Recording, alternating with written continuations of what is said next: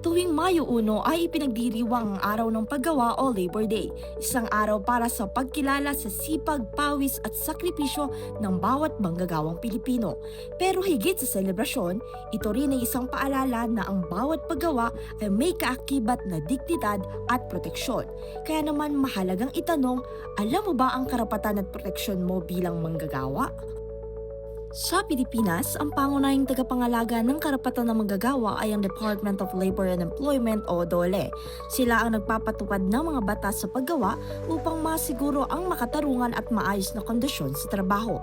Nakabatay ang mga karapatang ito sa Presidential Decree No. 442 o ang Labor Code of the Philippines at sa 1987 Constitution Article 8, Section 3 na nagsasabing dapat protektahan ng Estado ang bawat manggagawa. Kaya ano-ano ba ang karapatan mo bilang manggagawa?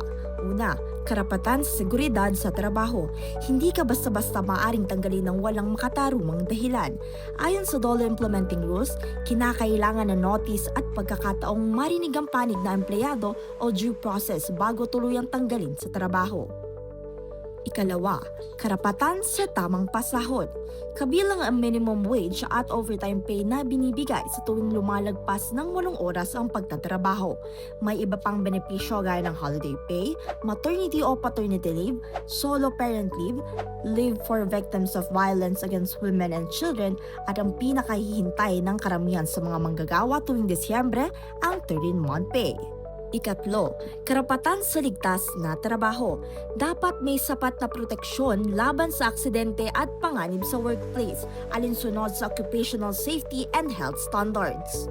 At pang-apat, karapatan sa tamang oras ng trabaho. Karaniwang 8 oras kada araw na maximum ng 48 hours kada linggo maliban kung may bayad na overtime. Dagdag pa rito, mayroon ka ring karapatang sumali sa unyon at ipaglaban ang iyong kapakanan. Ito ay makakapagpatibay sa boses mo at sa iba pang manggagawa. Kapag may paglabag sa iyong karapatan, hindi ka nag-iisa.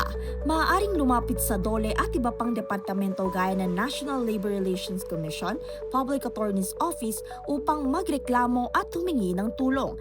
Dahil tungkulin ng pamahalaan na tiyakin na ang bawat manggagawa ay may dignidad, seguridad at katarungan sa trabaho.